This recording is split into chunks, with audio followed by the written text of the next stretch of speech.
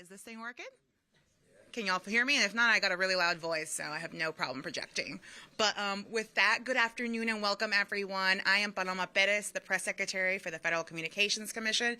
It is a genuine pleasure and joy to be in the city of Boston. And before I turn it over to our esteemed speakers, I just want to genuinely thank the entire team at the Office of Innovation and Technology, the A-Strong Commission, Mayor Wu's team, who have been fantastic partners to really help us promote the Affordable Connectivity Program, which is the nation's largest broadband affordability effort in our history. And we're very excited to be able to promote that today. So with that, I don't want to use more time. I'm going to turn it over to FCC Chairwoman Jessica Rosenworcel, who'll be writing a few words and really demonstrating why we're here today. Chairwoman? Thank you, Paloma. Thank you, Mayor Wu, for having us. It's good to be back in Boston. And I say back in Boston because New England's my home. I was born here. I had the good sense to marry someone from Boston. So you're looking at Red Sox Nation. Even though I live in Washington, D.C. right now, and I run the Federal Communications Commission. And as I was saying, it's wonderful to be here with Mayor Wu, the first woman to run the city of Boston in 391 years.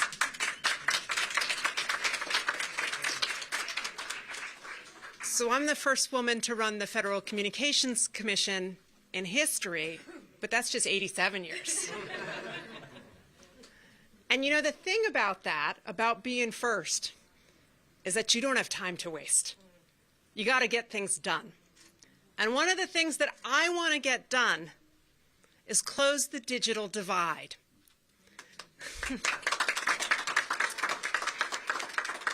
And we all saw it during the height of the pandemic. Those kids sitting outside the fast food restaurant with that borrowed laptop just to get online to attend class. People who had to leave their homes and sit in parked cars catch up with their office and use their cell phones. And maybe you know some people who couldn't quite have that telemedicine appointment because they didn't have the bandwidth they needed to keep up with their doctors and their healthcare providers. This problem isn't impossible. We can fix it and we can solve it. And so much of the digital divide we've talked about in the United States has been about rural communities and the lack of infrastructure where service doesn't go. But I just want to tell you, we also have problems in urban communities because people are struggling to pay for gas and groceries. And it's hard to stay online, get online. But you know, that online connection is no longer about just sitting online, watching videos, sending a few emails. It's about keeping up with modern life. And everyone, including elderly people, deserve that. And for the first time ever, we have a program in the United States called the Affordable Connectivity Program that is designed to help. If you're on Medicaid, you use the Lifeline program, SNAP, you have a child or grandchild on the free and reduced lunch program at school who lives with you, this program can help. It takes $30 off your monthly internet bill. And you know what? We've got providers that offer service right at $30. It can also offer up to $100 off of a tablet or a laptop computer. The bottom line is we want to figure out a way to get everyone online. And this program, in the 15 months it's been up and running, we've had 17 million households sign up that rely on it. It's the biggest broadband affordability program ever in our history. And here in Boston, we have 38,000 households that rely on it. But here's the thing. There's so many more that qualify. And I like to think at the FCC, we're really charming and we get the word out about this program. People will listen. But what I know is that you need to hear from people who are local and people you trust. And that's why we're here with the mayor today and her team, who've been so gracious to talk about how you can sign up for this program, tell people you know about this program, and then prove to everyone that Boston is the city that knows how to get everyone everywhere online. And look, as someone who can call herself a near native, I'm here for it. So, all right, thank you. And now you'll hear from your mayor. Thank you so much. One more round of applause for Chairwoman Jessica Rosenworcel. Thank you for visiting us today. Thank you so much to all of the team members who have helped make this program possible and for this event today. So we're also here with Commissioner Karen Charles from the Massachusetts Department of Telecommunications and Cable. Michael Baldino, who is the Director and General Counsel of the Massachusetts Broadband Institute, and his team. The City of Boston's Chief Information Officer, who's been laser focused on digital equity, Chief Santiago Santigarces.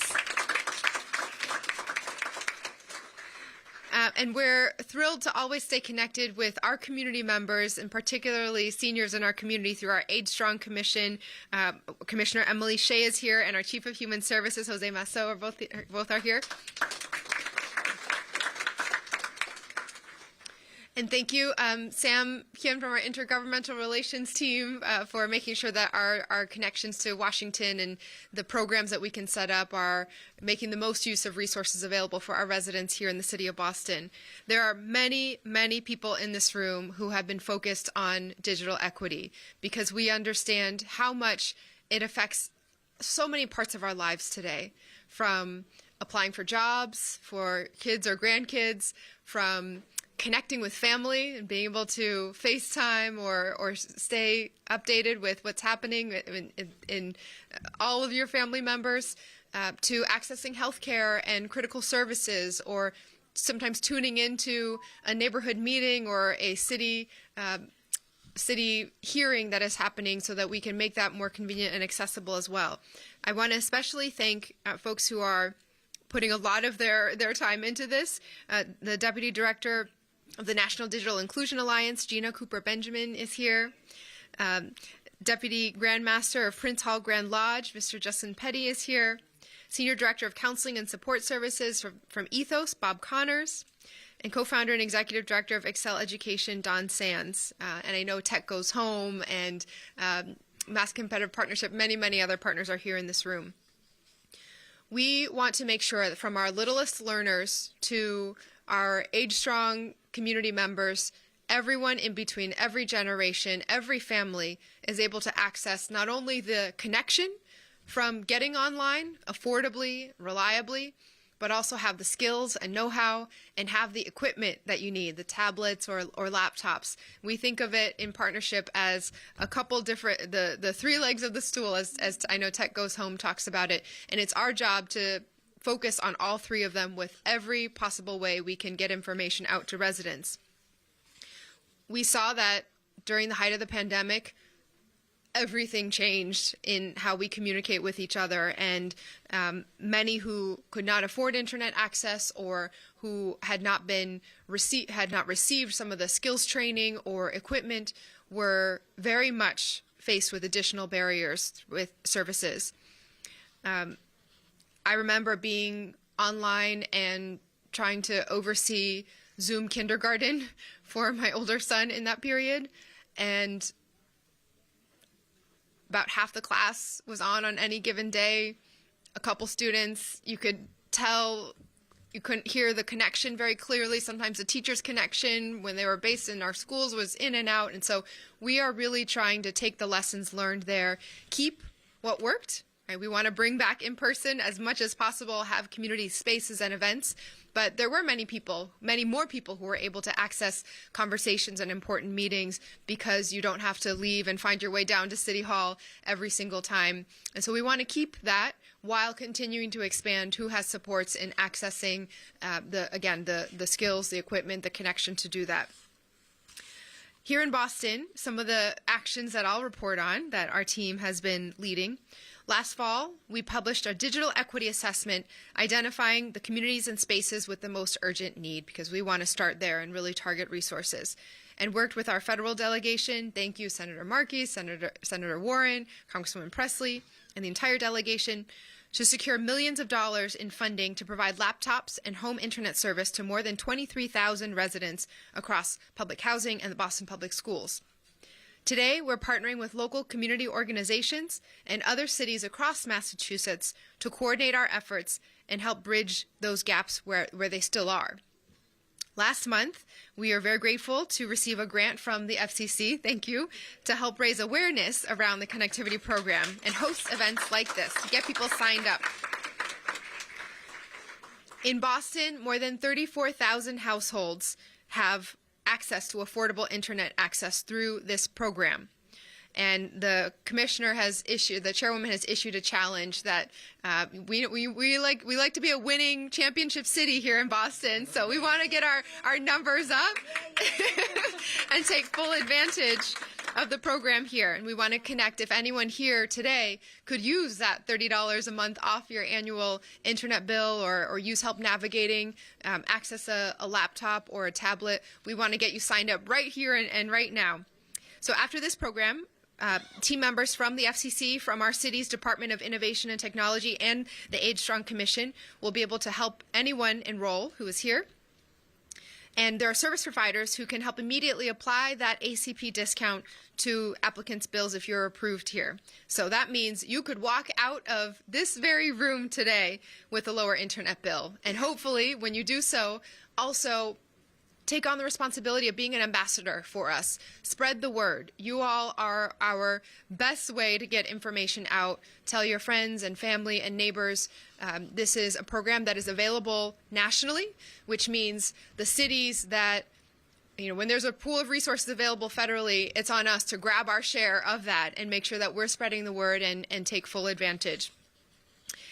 I want to thank our colleagues at the FCC, Do It, and Age Strong for helping us create a more equitable city where all of our residents have access to the programs and services that all of us deserve. And we know that this connectivity is going to be a way of the future. And for us, Boston is a city for everyone, and that means we're connecting everyone in our communities and getting everyone connected even through your homes and through the infrastructure that we have to deliver physically and digitally and in every other way for community. Thank you so much for being here.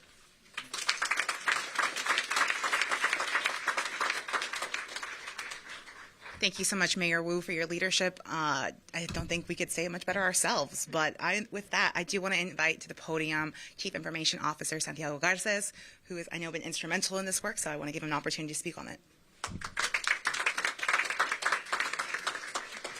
Thank you. My name is Santiago Garces. I am the Chief Information Officer for the City of Boston. And I tell you, in the year that I've been in this job, we've been working very hard and working in community and partnership with all of you to try to figure out how is it that we connect our residents to this incredible resource that is digital communications. Think about the pandemic and we look at how much the world has changed and the vacant buildings and office spaces. And you see that some of these jobs that would provide unique opportunities for people to come out of poverty, to be able to find a better life, now depend on internet connectivity. If you're going to be, some of these white-collar jobs require you to work remotely, to be able to connect, for you to be able to speak with your family members, especially if you have family that is abroad. And we need all of your help in making sure that you tell others. En particular, necesitamos ayuda en que la gente, los hispanoparlantes, las comunidades inmigrantes de Boston, sepan que estos programas existen, que pueden beneficiarse de $30 de subsidio de internet al mes y necesitamos su ayuda. Si tienen nietos o parientes, gente que conocen que se beneficiarían de esos servicios, por favor, ayúdenos. We need all of your help. We'll keep working in community. And I think that this is a great opportunity to make Boston. We want less than 1% of the population to not be connected. And if those are not connected, it's because they wish not to be connected. So help us with that. We are about half, we think about half of what the people that qualify for ACP. So we still have a little bit of way to go, yeah. All right, thank you very much.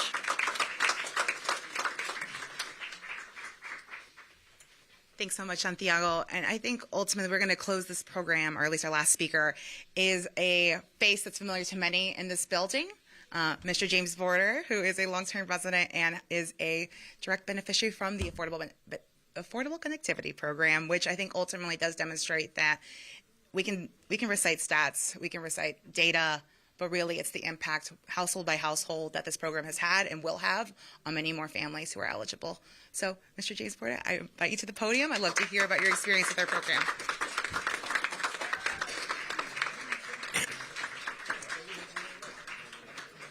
Good afternoon. Good afternoon. My name is James. I'm a resident at Back of the Hill for 14 years. First of all, I want to get a shout out to Dave. Is he in the house? Big D? No? Okay. I want to give him a shout out. Dave was our social worker. He the one that got me started on the right track. I was paying like $180 for years for internet, cable, and stuff. It was driving me crazy every month. So I went to Dave. I told Dave, I said, Dave, what can I do about this? He said, well, they got this going on, they got this. He said, you signed me up for that. That was nice. So then I learned out that, well, you don't need all these cables. You don't need this. You just need a small Wi-Fi box and go Wi-Fi. So I did that. Now my bill is like $9.99 a month. So so all I need is our Wi-Fi now. So, and that was good. And it's a lot of activity that you can get. You know what I mean? Just not only cable, you got EverSource, you got your phone, it's so much stuff that you got to reach out. It's so much stuff you can get a discount on, a lot. Even the EverSource, they take $30 off on your light bill. I don't know who knows that. They take $30. Telephone, that's $30 a month. It's a lot of. Just you got to get with it. Ask Dave, ask the social worker. See how can I do this, or what do I need to do, and do a little research and find it. It's there. Thank you.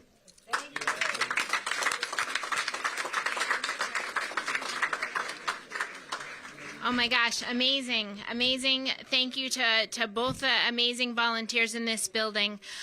We also just wanted to do a very huge shout out to the community builders for hosting us here today. Stephanie and Ann and the team are here. And to the Back of the Hill, all of you, right? All the residents, to Anna and the entire team here at Back of the Hill. You all have just been so amazing, so thank you. Thank you for having us here today.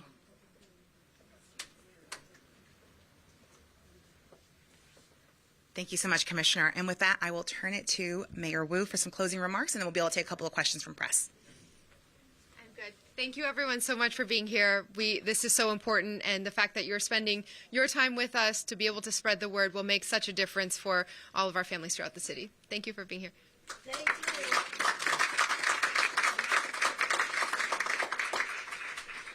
Fantastic. If folks, we could probably take one or two questions if folks have them. If you could please just identify the outlet you're with, please. Yves Gajus from info80.net. We are also on cable in Boston and Cuenca Vision. And it's a nice program, but I live in Boston. That's the third largest city in the state. We are the only black majority city in New England. What's the plan, to reach out, to communities outside of Boston? So I want you to know that we have held more than 700 events to try to do reach out. And any community that reaches out to us at the FCC, we will work with you, either virtually or in person, to set up a discussion about how to train people to help in the community, to make sure you have materials to give out. We want to be your partners in getting the word out so that you get it out to the people who live in your backyard in a way that they understand and hear you. So we'd be happy to work with you to do that. We'll take one more question for anyone who has it. Yeah, can you just talk about the difference in a person's life who is on the outside looking in as opposed to someone who's got access? This financial aspect will help a lot of people who were only able to look from the outside. Now they can actually join in, roll up their sleeves, and participate. Talk about that importance. Absolutely. And I'll leave, Mayor, I think the question is essentially for folks who have not had the opportunity to enroll in this program, what is the benefit, what is the change in life that we might see from it? I'll turn to you. I think we spend a lot of time in government and as a community talking about things that we need, right? Services that we need, or a road or program or building or some bit of infrastructure. But what I know from my family's experience growing up in an immigrant family and facing language barriers and cultural barriers, just because something is there and it exists doesn't mean that everyone feels connected to it and can access it. And these days, we are pretty lucky in Boston that we have a lot. We have 7+ internet service providers. So unlike, as the chairwoman was saying, there are different needs in different parts of the country, and rural communities have a different set of challenges than city centers. Here, our challenge is not that we need the internet connections and the fibers and all of that to be installed, or to find a company who can provide that service. They're there, but it's about how we make sure that everyone can reach that. And that's the training, but it's also the affordability of it too. There's so much that is weighing on our families these days. Every time you go to the grocery store, you see the stress piling up. And so to be able to have support from the Biden administration and our partners at the federal level and at the state level, along with the city, to say we recognize that this is such an important service that everyone needs to be able to access all of the benefits of this community, of our economy, of the ways that we're providing services and growing the city. Sometimes the internet is a way to even find out about other services that exist around you. So it's really fundamental now. And we just, as you heard, we have room to, in terms of residents who qualify versus how many residents are signed up, we want to double that number to close that gap all the way. And Boston has so much opportunity here. This is part of the glue and the connection that will be able to open people's eyes and get people actually to the doors of opportunity that we're trying to create all across the city and in every neighborhood.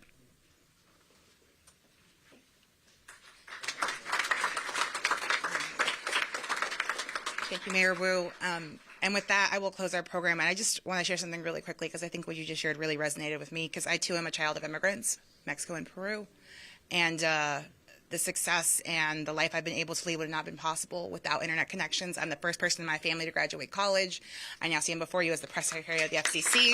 And while I may not come from your neck of the woods, I deeply, deeply relate and resonate with the challenges that are represented today and the work that is ahead of us. So thank you so much for everyone for joining us. And with that, closes our speaking program and officially kicks off our enrollment fair, which I know the city of Boston has worked so hard to make possible. So please, we welcome your participation, your questions. We'll be around for a bit, and just that concludes our program. We'll just take a quick group picture, and then we'll be moving along. All right.